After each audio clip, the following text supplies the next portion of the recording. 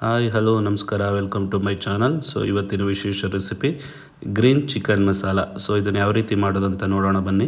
So ಇದು ಚಪಾತಿಗಾಗಲಿ ದೋಸೆಗಾಗಲಿ ಮುದ್ದೆಗಾಗಲಿ ತುಂಬ ರುಚಿಯಾಗಿರುತ್ತೆ. ಸೊ ಇದನ್ನು ಮಾಡ್ಕೊಳ್ಳೋಕೆ ಈಗ ನಮಗೆ ಬೇಕಾಗಿರುವ ಇಂಗ್ರೀಡಿಯೆಂಟ್ಸ್ ಬಂದುಬಿಟ್ಟು ಹಸಿಮೆಣಸಿನ್ಕಾಯಿ, ಪುದೀನ ಹಾಗೆ ಕೊತ್ತಂಬರಿ ಸೊಪ್ಪು.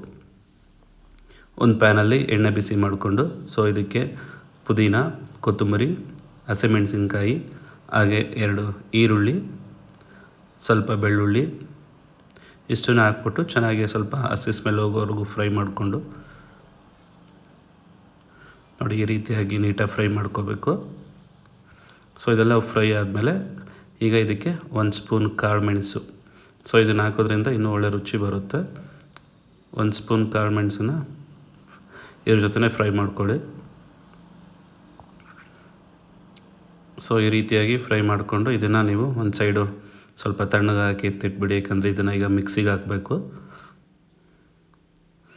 ಸೊ ಇದಕ್ಕೆ ಮಿಕ್ಸಿಗೆ ಹಾಕೋಕ್ಕೆ ಇದ್ರ ಜೊತೆಗೆ ಶುಂಠಿ ಆ್ಯಡ್ ಮಾಡಬೇಕಾಗಿ ಶುಂಠಿ ಆ್ಯಡ್ ಮಾಡಿ ಇದನ್ನು ಪೇಸ್ಟ್ ಮಾಡ್ಕೊಳ್ಳಿ ಒಂದು ಸೈಡು ಈ ರೀತಿಯಾಗಿ. ಹಾಗೆ ಒಂದು ಸೈಡು ಬಾಣಲಿ ಇಟ್ಟು ಒಂದು 4 ಸ್ಪೂನು ಆಯಿಲ್ ಹಾಕಿ ಒಂದು ಕಟ್ ಮಾಡಿದ್ದು ಈರುಳ್ಳಿ ಹಾಕಿ ಈ ರೀತಿಯಾಗಿ ಸ್ವಲ್ಪ ಬ್ರೌನ್ ಕಲರ್ ಆಗೋವರೆಗೂ ಫ್ರೈ ಮಾಡಿ ನಂತರ ಇದಕ್ಕೆ ಸ್ವಲ್ಪ ಮೆಂತ್ಯ ಸೊಪ್ಪು ಹಾಕಿ ಮೆಂತ್ಯ ಸೊಪ್ಪನ್ನ ಸ್ವಲ್ಪ ಹಸಿ ಸ್ಮೆಲ್ ಹೋಗೋವರೆಗೂ ನೀಟಾಗಿ ಫ್ರೈ ಮಾಡಿ. ಹಾಗೆ ಇಲ್ಲಿ ನಾನು ಅರ್ಧ kg ಚಿಕನ್ನ ನೀಟಾಗಿ ವಾಶ್ ಮಾಡಿ ಇಟ್ಟಿರೋದಿತ್ತು. ಸೊ ಈಗ ಇದಕ್ಕೆ ಚಿಕನ್ ಆ್ಯಡ್ ಮಾಡ್ತಾಯಿದ್ದೀನಿ. ಚಿಕನ್ ಆ್ಯಡ್ ಮಾಡಿ ಇದಕ್ಕೆ ರುಚಿ ತಕ್ಕಷ್ಟು ಉಪ್ಪು ಹಾಗೆ ಸ್ವಲ್ಪ ಅರಿಶಿನ ಪುಡಿ ಇಷ್ಟು ಹಾಕ್ಬಿಟ್ಟು ನೀಟಾಗಿ ಸ್ವಲ್ಪ ಮಿಕ್ಸ್ ಆಗೋ ಥರ ಕಲಸಿ ನೋಡಿ ಈ ರೀತಿ ನೀರು ಬಿಟ್ಕೋಬೇಕು. ಸ್ವಲ್ಪ 1-2 ನಿಮಿಷ ಪ್ಲೇಟ್ ಮುಚ್ಚಿ ನೋಡಿ ಈ ರೀತಿ ಬಾಯ್ಲ್ ಆಗ್ತಾ ಇದೆ. ಇದು ನೀರೇನು ಯಾವುದೇ ಆ್ಯಡ್ ಮಾಡಿಲ್ಲ. ಸೊ ಅದು ಇದರಲ್ಲೇ ಚಿಕನ್ ಬಾಯ್ಲ್ ಹೋಗೋ ಬಿಟ್ಕೊಂಡಿರೋದು.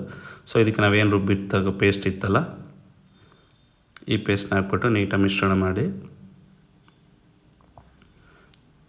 ಇದನ್ನಷ್ಟೇ ಸ್ವಲ್ಪ ಎಣ್ಣೆ ಬಿಟ್ಕೊಳ್ಳೋವರೆಗೂ ನೀಟಾಗಿ ಸ್ವಲ್ಪ ಫ್ರೈ ಮಾಡಿ. ಸೊ ಇದಕ್ಕೆ ನಾವೀಗ ಸ್ವಲ್ಪ ಧನಿಯಾ ಪುಡಿ ಹಾಗೆ ಗರಂ ಮಸಾಲ ಆ್ಯಡ್ ಮಾಡೋಣ.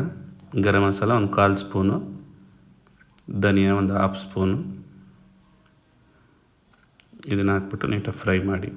ಆ್ಯಕ್ಚುಲಿ ಇದಕ್ಕೇನು ಜಾಸ್ತಿ ನಿಮಗೆ ಮಸಾಲ ಐಟಮ್ ಬೇಕಾಗಲ್ಲ, ತುಂಬ ರುಚಿಯಾಗಿರುತ್ತೆ. ದೋಸೆ ಜೊತೆಗಾಗಲಿ ಚಪಾತಿ ಜೊತೆಗಾಗಲಿ ಮುದ್ದೆ ಜೊತೆಗಾಗಲಿ. ಈಗ ಇದಕ್ಕೆ ನಾವು ಸ್ವಲ್ಪ ನೀರು, ಆ್ಯಕ್ಚುಲಿ ಇದಕ್ಕೆ ಜಾಸ್ತಿ ನೀರೇನು ಬೇಕಾಗಲ್ಲ. ನಾವೇನು ಮಿಕ್ಸಿಗೆ ಹಾಕಿಟ್ಟಿದ್ವಲ್ಲ ಜಾರು ಅದಕ್ಕೆ ಸ್ವಲ್ಪ ನೀರು ಹಾಕಿ 1 ಗ್ಲಾಸು ಹಾಕಿದ್ದಾಯಿತು.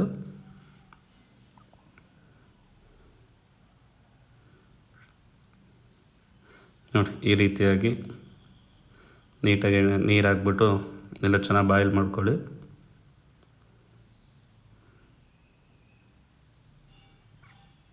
ಯಾವಾಗಲೂ ಒಂದೇ ಥರ ಚಿಕನ್ ಮಸಾಲ ಮಾಡ್ಕೊಂಡು ತಿಂದು ಬೇಜಾರಾಗಿದ್ದರೆ ಈ ರೀತಿಯಾಗಿ ಗ್ರೀನ್ ಚಿಕನ್ ಮಸಾಲ ಮಾಡಿಕೊಂಡ್ರೆ ತುಂಬ ರುಚಿಯಾಗಿ ಬರುತ್ತೆ. ಆಲ್ಮೋಸ್ಟ್ ಎಲ್ಲ ಆಗಿದೆ ಅನಿಸುತ್ತೆ.